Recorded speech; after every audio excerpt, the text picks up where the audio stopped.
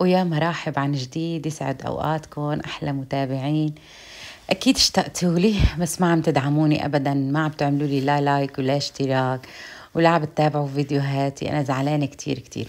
المهم بس مو مشكلة، أنا رح أضل أنزل لكم فيديوهات حلوة مثلكم. بس لا تنسوا اللايك والاشتراك بالقناة وتفعيل زر الجرس ليصلكم كل شي جديد. أحلى ناس، اليوم اجيتكم بوصفة مميزة وحلوة وسهلة. قبل كم يوم كان في هيك قاعدين قعدة صبايا، في وحدة عم تقول أنا عملت عملية تكميم، والتانية عم تقول عملت دايت، بس نحن ما بنقدر بلا الشيبس. ايه والحل؟ إيه والله نحن بنحب كتير شيبس، ما عم نقدر، بدنا مايونيز وشيبس أو الصوص تبع الشيبس، بدنا ناكل ونسهر ونقرمش، وهذا هو طموحهم، يعني بيحبوا كتير الشيبس. قلت لهم ما في مشكلة، عندي ايش الحل؟ قلت لهم أنا عندي لكم وصفة بتجنن، بتقرقشوا على كيفكم، بتاكلوا بكل رياحة وما بتاكلوا هم كم كالوري، ولا بتفكروا هالتفكير، بتضلوا تاكلوا شيبس على كيفكم. ايش هذا الشيبس؟ هذا هو شيبس الكوسة. شيبس صحي، رقائق الكوسة صحي وسريع وسهل وكالوري قليل، وما بتحس بيه لا قديش أكلتي ولا بتاكلي هم انت عاملة تكميم، انت عاملة دايت، بكل سهولة بتاكليه وكتير طيب. قال يلا لنشوف. فقمت والله جهزت حالي، عندي هالكوسيتين فرمتهم، إذا بدكم تقدروا تقطعوهم، وفي هيك إذا عندكم غطا أو قالب وتفتحوا قلبهم، أو إذا بدكم بالمقوارة الكوسة بتقعروهم وبتعيفوا هيك يعني فاضي مشان يتقرمشوا يعني. وكمان زيت خفيف بياكلوا بالقلاية الهوائية أو بالفرن. أنا بالقلاية الهوائية طبعا ساويتهم. فأول شي بقطع الكوسة كتير هيك منيح رقائق، لا تكون سميكة ولا تكون رقيقة، يعني وسط، لأنه إذا كانت سميكة ما رح تقرمش، وإذا كانت رقيقة كتير رح تحترق. هلا هي بده يغمق لونها أكيد، بس الطعم ما بيبين، حسب كل وحدة. أنا بحبهم شوي غامقين، وفي ناس تحبهم كاشفين، بس هو اللي أنا عندي كان ناقص الطحين، بدها معلقة طحين، كان ما عندي فما ضفت لها بصراحة. طبعا هلأ جاي الشتاء، والشتاء بيحب البزر وبيحب الحلو وبيحب النقرشات الطيبة، فنحن بدنا ندور على شيء إنه كالوري قليل وبنفس الوقت نستمتع فيه بالسهرة. فهون جبت الكوسة، والكوسة بدها هلا بكتب لكم المقادير، يعني شو بدها الكوسة: ملح، بقسماط، طحين، بهارات اللي انت بتحبي، انت شو بتحبوا نوعية البهار، واي شيء بتحبوه بتقدروا تضيفوه. بس أنا بفضل إنه البودرة، مثلا توم البودرة، البصل البودرة، يعني كله تحطوه بودرة، ما تحطوه فريش، لأنه إذا حطيتوا التوم يعني صاغ أو البصل بده يحترق أو بده يعني ما يعطي. والأفضل أفضل إنه تحطوا الملح الخشن، بيعطي كتير طعمة أطيب من هذا.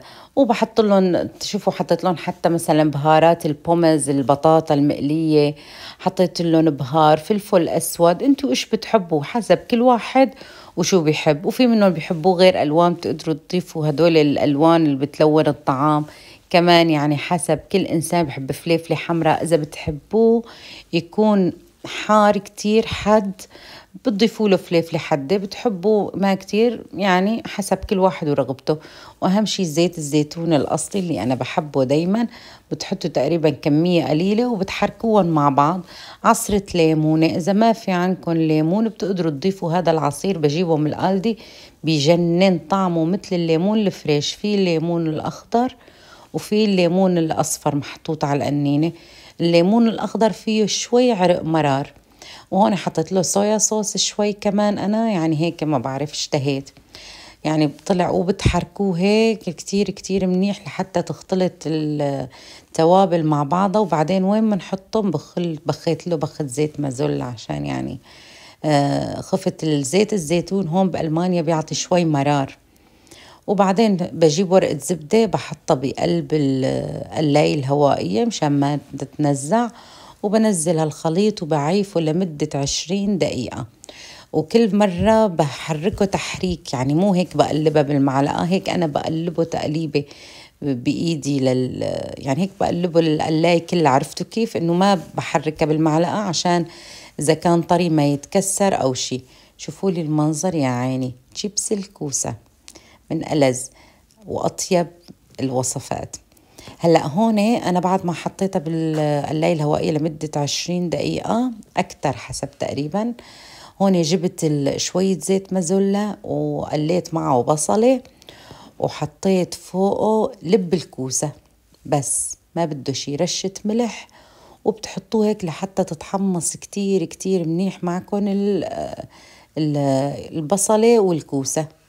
شوفوا هيك لحتى تستوي. بس استوت كتير كتير منيح، هون بقى الشغل ببلش.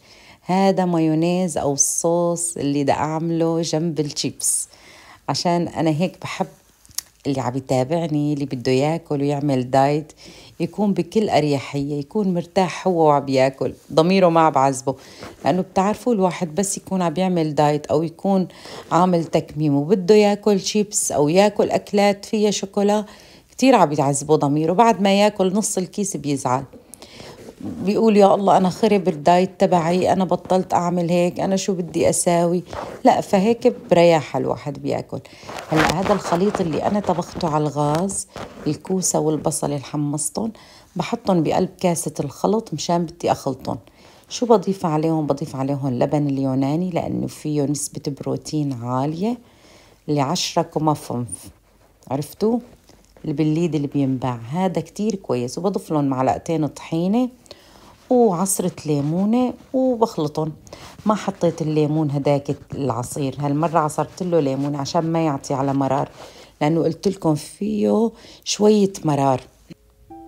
وبضيف له فليفلة حمراء، وفي منهم بيضيفوا له شبت وتوم بده، وفي منهم بيضيفوا له بقدونس حسب انتم النكهة اللي بتحبوها. أنا الشبت بحبه بصراحة مع الفطر أكتر. مع هاي الوصفة ما جربته، بس المرة الجاية رح أجربه، لأنه ما رح أستغنى بقى عن هذا الشيبس اللي تسليت فيه طول السهرة وأكلته بكل رياحة. هلا بنخلط اللي حطيناهم مقادير مع بعض، بس أهم شي ما تخلطوهم يصيروا مي، خلي هيك الكوسة يضل مفتفت. وهون بتكون خلصت وصفتنا. بتمنى تكون عجبتكم، شي مقرمش وبيشهي وكتير كتير كتير طيب، نفس الشيبس والله الطعمة ألف مثل ما بقولوا. شوفوا يا عيني يا عيني.